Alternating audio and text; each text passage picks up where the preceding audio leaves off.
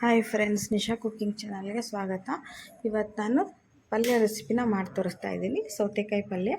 ಇದನ್ನು ಫ್ರೈ ಮಾಡ್ತಿದ್ದೀನಿ ನಾನು. ಇದಕ್ಕೆ ಬೇಕಾಗಿರೋ ಸಾಮಗ್ರಿಗಳನ್ನ ನೋಡ್ಕೊಳ್ರಿ. ಸೌತೆಕಾಯಿನ ಈ ಥರ ಸಣ್ಣ ಸಣ್ಣ ಪೀಸಾಗಿ ಕಟ್ ಮಾಡ್ಕೋಬೇಕು. ಒಂದು ಉಳ್ಳಾಗಡ್ಡೆ ಹೆಚ್ಕೊಂಡಿದ್ದೀನಿ, ಸ್ವಲ್ಪ ಒಗ್ಗರಣೆಗೆ ಕರಿಬೇವು, ಸ್ವಲ್ಪ ಗುರಾಳ್ ಪುಡಿ, ಹಸಿಮೆಣ್ಸಿನ್ಕಾಯಿ, ಖಾರದ ಪೇಸ್ಟು, ಮತ್ತು ಅರಿಶಿನ, ಜೀರಿಗೆ, ಸಾಸಿವೆ ತೊಗೊಂಡಿದ್ದೀನಿ ಒಗ್ಗರಣೆಗೆ. ಇಲ್ಲಿ ಬಾಣಲೆನ ಬಿಸಿ ಮಾಡೋಕ್ಕಿಟ್ಟಿದ್ದೀನಿ.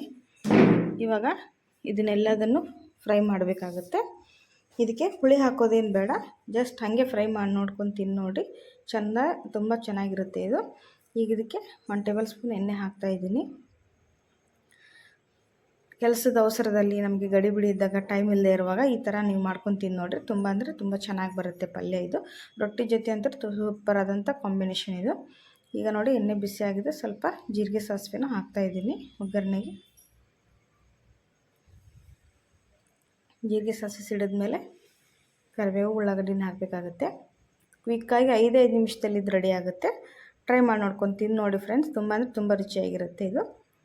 ನಿಮಗೆ ಅವಸರದಲ್ಲಿ ಬೇಗನೆ ರೆಡಿ ಆಗುತ್ತೆ. ಈಗ ನೋಡಿರಿ, ನಾನು ಎಣ್ಣೆಯಲ್ಲಿ ಉಳ್ಳಾಗಡ್ಡಿ ಮತ್ತು ಕರಿಬೇವನ್ನ ಹಾಕಿ ಸ್ವಲ್ಪ ಕೈ ಆಡಿಸ್ರಿ. ಸ್ವಲ್ಪ ಎಣ್ಣೆಯಲ್ಲಿ ಫ್ರೈ ಆಗಲಿ ಉಳ್ಳಾಗಡ್ಡಿ ಫ್ರೈ ಆದಮೇಲೆ ಈಗ ಕಟ್ ಮಾಡ್ಕೊಂಡಂಥ ಸೌತೆಕಾಯಿನ ಹಾಕ್ಕೊಳ್ರಿ. ಸೌತೆಕಾಯಿ ದೊಡ್ಡ ದೊಡ್ಡ ಪೀಸಾಗಿ ಮಾಡಿಬಿಡ್ರಿ, ಚಿಕ್ಕ ಚಿಕ್ಕದಾಗಿ ಕಟ್ ಮಾಡಿರಿ, ಬೇಗ ಬೇಯುತ್ತೆ. ಆಮೇಲೆ ಈ ಪಲ್ಯಕ್ಕೆ ನೀರು ಹಾಕಬಾರ್ದು. ಇವಾಗ ನೋಡಿರಿ, ಈ ಥರ ಫ್ರೈ ಆಗೋಕ್ಕೆ ಬಿಡೋಣ. ಎಣ್ಣೆಲೇ ಇದು ಸರಿಯಾಗಿ ಫ್ರೈ ಆಗಲಿ. ಈಗ ನೋಡಿರಿ, ಈ ಥರ ಫ್ರೈ ಆಗಿದೆ.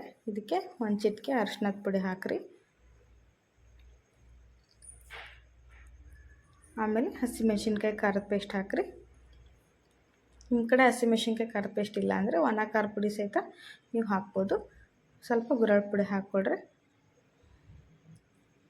ಆಮೇಲೆ ರುಚಿಗೆ ತಕ್ಕಷ್ಟು ಉಪ್ಪು ಹಾಕ್ಕೊಳ್ರಿ. ಇಲ್ಲಿ ನಾನು ಸಣ್ಣ ಉಪ್ಪು ಹಾಕ್ತಾಯಿದ್ದೀನಿ, ಯಾಕಂದರೆ ಬೇಗ ಕರಗುತ್ತೆ. ಇದರಲ್ಲಿ ನೀರು ಹಾಕೋದಿಲ್ವಲ್ಲ, ಹಾಗಾಗಿ ನಾವು ಸಣ್ಣ ಉಪ್ಪನ್ನು ಬಳಸ್ಬೇಕು. ಇದಕ್ಕೆ ಸರಿಯಾಗಿ ಮಿಕ್ಸ್ ಕೊಟ್ಟು ಇದಕ್ಕೆ ಎಣ್ಣೆಲೆ ನಾವು ಸ್ವಲ್ಪ ಹೊತ್ತು ಬೇಯೋಕ್ಕೆ ಬಿಡೋಣ. ನೀರು ಹಾಕೋಕ್ಕೆ ಹೋಗ್ಬೇಡ್ರಿ, ಯಾಕಂದರೆ ಅದ್ರ ಟೇಸ್ಟ್ ಹೋಗಿಬಿಡುತ್ತೆ.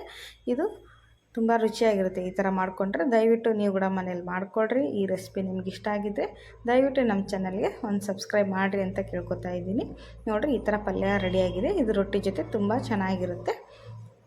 ನಿಮ್ಮ ಗಡಿಬಿಡಿ ಟೈಮ್ ಇಲ್ಲದೆ ಇರುವಾಗ ಇದೊಂದು ಸರಿ ಈ ಥರ ಪಲ್ಯ ಟ್ರೈ ಮಾಡಿ ನೋಡಿರಿ. ತುಂಬ ಚೆನ್ನಾಗಿ ಬರುತ್ತೆ ಇದು. ನೋಡಿ ಫ್ರೆಂಡ್ಸ್, ನಾನೀಗ ಇದನ್ನು ಆಫ್ ಮಾಡಿ ಸರ್ವ್ ಮಾಡಿದ್ದೀನಿ. ಹೇಗಿದೆ ಅಂತ ನೋಡಿ.